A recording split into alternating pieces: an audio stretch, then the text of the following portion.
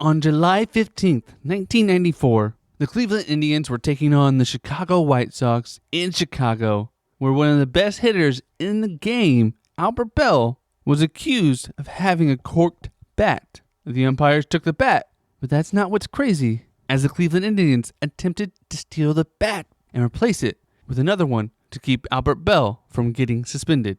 Here's the story behind how all this happened today on Daily Sports History.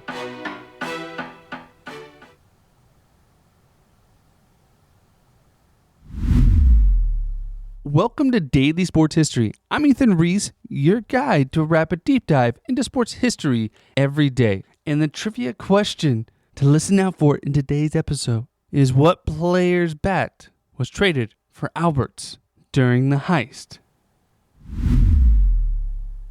Now, there was a time back in the 1990s where Albert Belle was one of the best players in Major League Baseball. And growing up, Albert, who went by Joey growing up, as his father was also named Albert, was a Boy Scout and made his way all the way up to rank of an Eagle Scout growing up, was part of the Honor Society and the Future Business Leaders of America, and was even able to make it to the Junior Olympics, where he played outfield and pitched in one game, winning a silver medal. And he would go on to accept a baseball scholarship to LSU, where he would excel, making first team All-SEC in 1986 and 87. Which would catch the eye of the Cleveland Indians, who would take him in the second round of the 1987 MLB draft. And Belle was a unique player, as not only was he a consistent hitter, averaging almost a 300 batting average for his career, but he also hit for power, as it would take him only 2 years in the minor leagues to make it to the majors in 1989.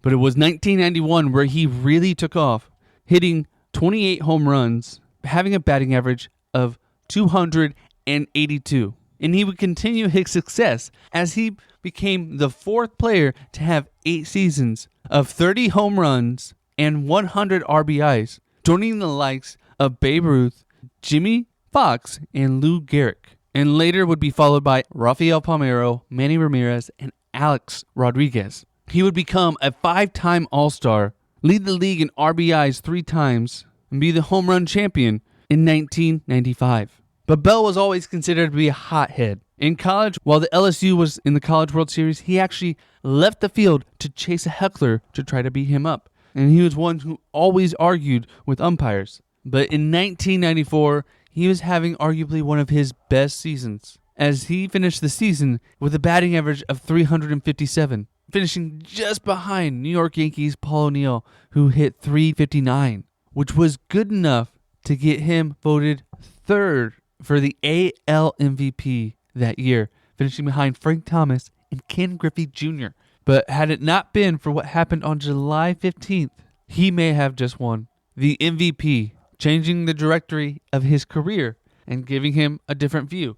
But here's what happened on July 15th, 1994. The Cleveland Indians were taking on the Chicago White Sox at Comiskey Park in Chicago. And in the first inning, Chicago White Sox manager Gene Lement was tipped off that Albert Belle was using a corked bat. Now, under MLB rules, you're not allowed to have a bat that has been adjusted, meaning you need to have a bat that is one solid piece of wood. It cannot be pieces of wood. It cannot have a hole in it. It cannot have cork in it. It cannot have bouncy balls in it. It can't have anything else in it. Just one solid piece of wood, which they officially made a rule in 1940, as many baseball players were using all different kinds of things to try to get an advantage on the field.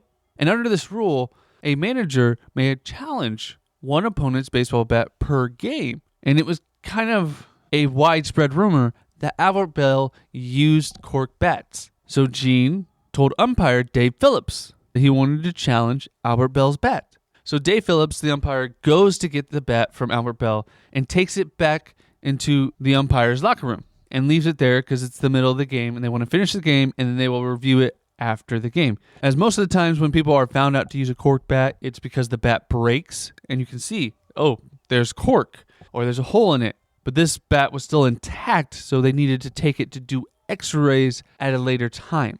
So this was all going on during the game, and this allowed the Indians to do something a little different. As Albert Belle knew for a fact, all his bats were corked. So no matter what, he was going to be caught.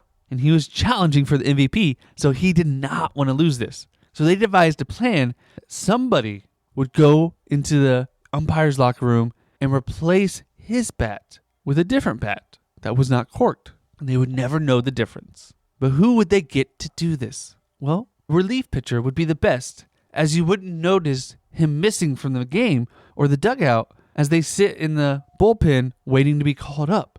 So that's where relief pitcher Jason Grimsley comes in. Jason was a journeyman pitcher who first made it to the major leagues in 1989 and would go on to pitch for 7 different teams. But in 1993, he signed with the Cleveland Indians. And the plan was that Jason would go in the room next to the umpire's locker room and would climb up into the ceiling, as the ceiling had those foam tiles that you see a lot maybe at schools or office buildings. So he just pushed a tile over, climbed up there, and crawled across the next wall to get into the locker room. So Grimsley grabs a bat. Now, he doesn't know what bat of Albert's is not corked, so he grabs another player's bat. He grabs Paul Sorrentino's bat and takes it with him into the ceiling. So Jason is crawling through the top of the ceiling using a flashlight in his mouth, and he lifts up the panel after he crosses over the wall into the umpire's locker room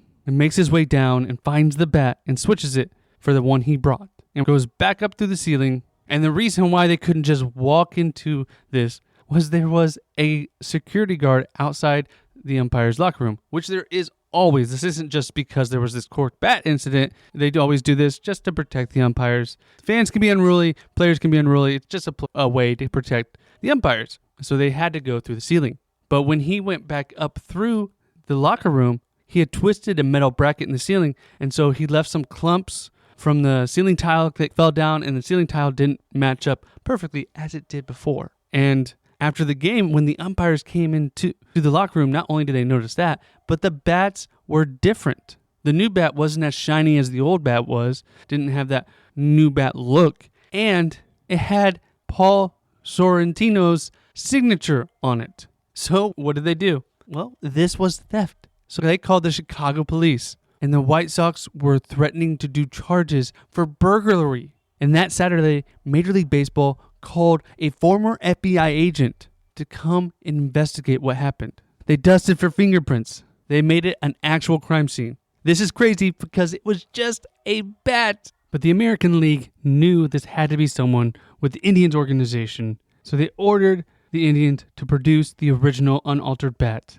Or they threatened to involve the FBI, the authorities, and possibly charge whoever was involved with burglary. And on July 18th, they finally sent the bat to Major League Baseball in New York.